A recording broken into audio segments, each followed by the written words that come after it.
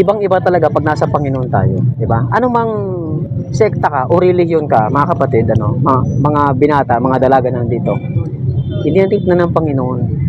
Ang mahalaga dito, maging liwanag tayo sa iba, di ba? Po, no po ate, pwede pong maka-istorbo.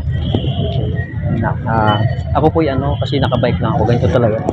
Para hindi mailang sa akin yung tao. Ano pala po? Pwede mo po? Lang. Ako po yung missionary. Po. At ito yung ginagawa namin, pupunta kami sa mga ibang lugar. Actually may mga kasama din ako. Kaso mag-isa lang ako ngayon.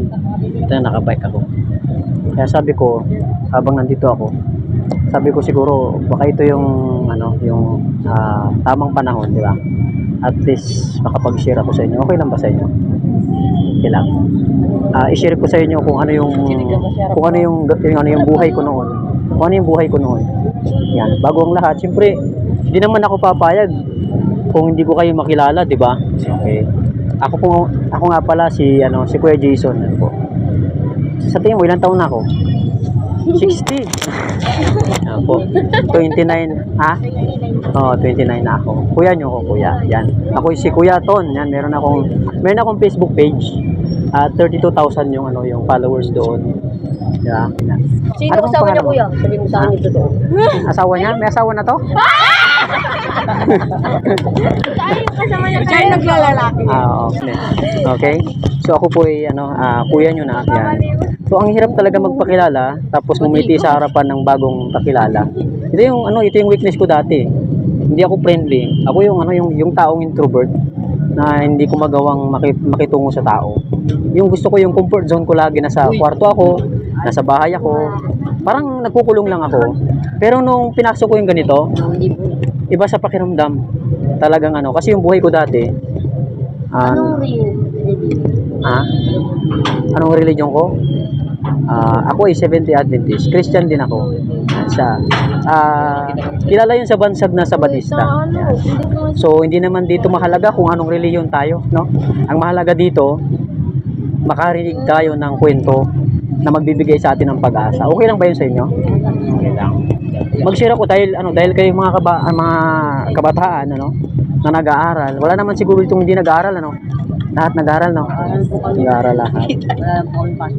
Sigurado? Ako, para may kwento ko lang sa inyo, para makarelate lahat, no? Yan. Sa edad ko na 12 taong gulang, nagkaroon ako ng nobya. Okay? Tapos sa edad na yan, 13, 15 pataas, natuto na ako uminom ng alak, uminom na manigarilyo, umarkada, magmariwana. Naranasan ko yan. Alam niyo yung tao dito, dating siga-siga dito? Kung meron mang sakit itong munisipyo, kami yun kasi hinahabol kami dati. Wala na dito si Butog eh. Yung naghabulan kami dati ng Dito po sa Bayambang. Oo. Taga dito ako sa Bayambang. Pero yung palayan yung Butog talaga. Butog. Ako po? Nakalimutan ko yung pangalan niya, pero yung palayaw namin sa kanya, Butog. Yung tawag naman sa akin dati, Paraon. Sa Biblia yung Paraon pala matigas ang ulo, kaya pala sabi ko bakit Paraon yung tinawag sa akin. Paraon matigas ang ulo niya. Ngayon nagbago na, kuya. O ito na, para malaman natin kasi mahirap naman din kasi kaya para malaman ninyo, para matapos-tapos tayo, kasi kung hindi tayo makikinig, ulit ulit sa una. Okay? So lahat yan naranasan ko na yan. Dito naghabulan kami dati ng Balisong. Itong plaza dito, yan. Itong ng fountain dito. Ayan na yan noon. Pero marami ring nabago dito sa loob. Madalas, 'di ba dati meron dong yung sliding, 'di ba? Meron doon dati doon kami naghabulan dati ng Balisong. Tapos sinabol kami ng pulis hanggang sa tumitira kami ng tindahan. Nagkukuhan kami, pinapasok namin yung grocery. Hanggang sa hindi ako nakontento. Alam niyo nangyari sa akin? Naging snatcher ako, nakulong ako, nabalita ako sa TV Patrol, sa Amianan, sa GMA. Grabe, no? Sikat, no? Gusto niyo sumikat? Pero hindi ako nagbibiro. Okay? Hindi ako nagbibiro. Way back 2011, grabe. Napakasilimut ng buhay ko talaga. Ako kung isipin, ba't niya naman kinukwento yun, di ba? Nakakahiya ka naman, di ba? Sabi mo. Pero sa totoo lang, yan ang sabi ng Panginoon eh. Pag binago ka niya, huwag mo ikakaya yan, di ba? Para yung ibang mga kabataan na alam natin na nagbibisyo, o sino may bisyo sa inyo? Wala po. Pag-ibig lang, ano? Oo, yan, pag-ibig. Dapat mabuhay tayo sa pag-ibig, no? Nang gagawin natin. Hindi mo naman kailangan. Tinan nyo ha, yung mga nagiinom ng alak. Yung tatay ko dati nagiinom ng alak, pero pag uwi ng bahay, maghanap ng ulam. Wala siyang pabili ng ulam. Kasi magkano yung long neck, di ba dati? Medyo mura pa naman dati. Naabutan ko yung bigas noon, 17.50 pa. Magkano ang bigas ngayon? 1 kilo, 55. Paano kung ang sweldo mo nasa, baka dumating yung araw baka 1 kilo ng bigas 200. Diba? Ang hirap ng buhay, di ba? Pero alam niyo, sabihin ko sa inyo, ibang-iba talaga pag nasa Panginoon tayo, di ba? Anumang sekta ka o relihiyon ka, mga kapatid, mga binata, mga dalaga nandito, hindi ang tignan ng Panginoon. Ang mahalaga dito, maging liwanag tayo sa iba, di ba? Ako naniniwala ako, no? Na merong oras o panahon na katulad ko dati. Kasi binabaliwala ko lang. Dati nga may nagsishare sa akin dati. Sabi ko, wala namang kwenta ito. Dumating nga sa punto na parang gusto kong sipain yung di ba? Kasi iba talaga yung ano ko. Tapos naranasan ko dati pag nakikinig ako.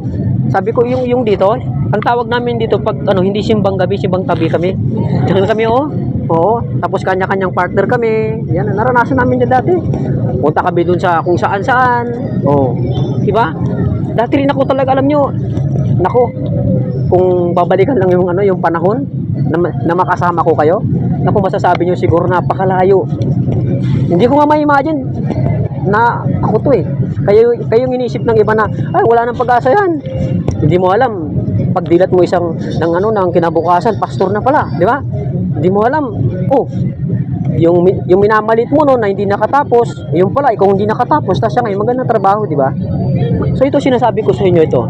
Kasi alam niyo, bago dumating ang Panginoon, mangyari talaga to.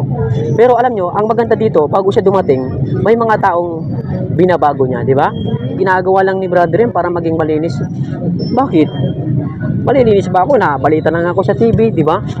Pangalawa, kung gagawin ko naman ito, hindi naman ako kikita, kahit tanggapin nyo o hindi. Diba? Minsan, nasasayang nga yung laway mo, di ba? Pero ba't ko ito ginagawa? Kasi ginagawa natin to kasi mahal natin ang Panginoon, diba? Mahal natin yung mga kabataan. Okay? Magmula dun sa pinakabata na nandito hanggang pataas, tatandaan ninyong palagi. At tatandaan nyo, hindi pa uli ang lahat. Okay? Hindi ko sinasabing bad kayo, ha? Hindi, ha? Pero alam ng Panginoon ang puso natin. Ito, sinasabi ko sa inyo ito para ako noon makita ninyo kung nag-iisip man kayo na parang kawawa naman ako, tinan nyo ko. Ano mo tingin sa akin nung barangay namin noon? Talagang salot talaga, wala talagang kwentang tao. Pero lahat ng mga nakaaway ko, lahat sila tawag sa akin pastor. Yung iba pa nga sumubra Ano man tawag sa akin? Pare daw, pare. Pare, naging pare na. Tas yung inakyatan namin ng napakaraming beses na tindahan, sinama ko pa yung kuya ko. Look out yun Yun yung kuya ko ha. Kasama ko dati. Pinapasok namin yung kung ano-anong mga, basta magkaroon kami ng pambutsi, yung pang-sansing, gano'n. Caracross. Naku, kaya magtataka yung mga kaibigan namin. Bakit itong taong na to? Bakit? Parang wala lang sa kanya, pinapatalo niya yung pera niya. Hindi nila alam, madali lang sa amin ang pera, di ba? Madali lang ang pera kasi nga yung kamay namin mahaba. Pero hindi namin alam, meron pa nga yung time Di walang-wala kami. Sabi ko sa mama ko, ma, walang problema yan. Sabi ko, parta kasi mama ko, daming barya. Alam niyo kung saan ko kinuha yun? Alam niyo yung videoke? Kinikrikit namin yung mga yan. Yung amunang, alam niyo yan? Magaling ako niyan dati, kikrikitin namin, tapos lalabas na yung pera niyan. Pati yung pintuan, kung paano buksan, bro, alam ko yan. Baka gusto niyo malaman kung paano. Tapos dati, nanghahabulot ng cellphone. Yung cellphone mo? iPhone ba yan? Itago mo. Joke lang ha. Pero dati talaga, ginagawa ko talaga yan. Lahat, alam niyo, ang tingin ko sa sarili ko noon, talagang parang, pag gumagawa ako ng masama, parang proud na proud ako. Pero sabi ko, lahat pala ng bagay na ginagawa kong masama, kakainin ko pala lahat. Di ba may kasabihan tayo, di ba? Yung bagay na ayaw mong gawin sa iba, huwag mong gawin sa, yung ayaw mong gawin sa sarili mo, huwag mong gagawin sa iba. Alam nyo, di na nagbago na ako. Tataka ako bakit Parang ang daming nawawala sa akin. Nawalan ako 1,000. Nawalan ako ng kung ano-ano. Parang bumabalik talaga lahat, di ba? Kaya kayo, ito ha, yung mga mahal ninyo, huwag niyong iiwan ha. Iwanan din kayo. Huwag niyong sasaktan sila ha, di ba sister? Pag sinaktan niyo sila, may mananakit din sa inyo. Ganun yun di ba? Pero alam niyo, pag minahal natin, ito ha, pakinggan natin to.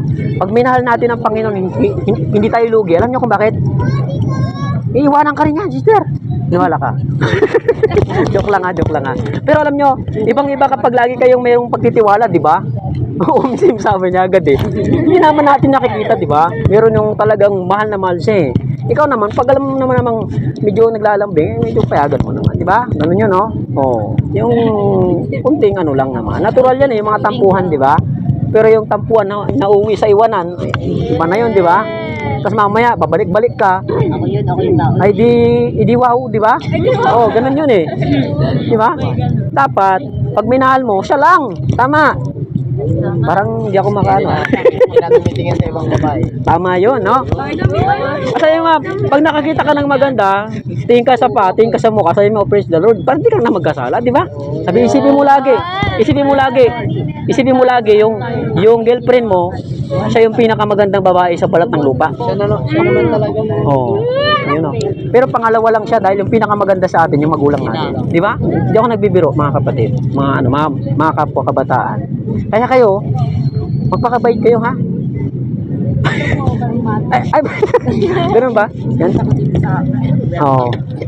Hindi, alam mo, para yan ay magbago. Sabihin natin ha, hindi naman tayo perfecto dito, di ba? Nagpapaka-perfecto tayo. Saka lang tayo magiging perfecto pagdating ni Jesus Christ. Magsimba kayo, di ba?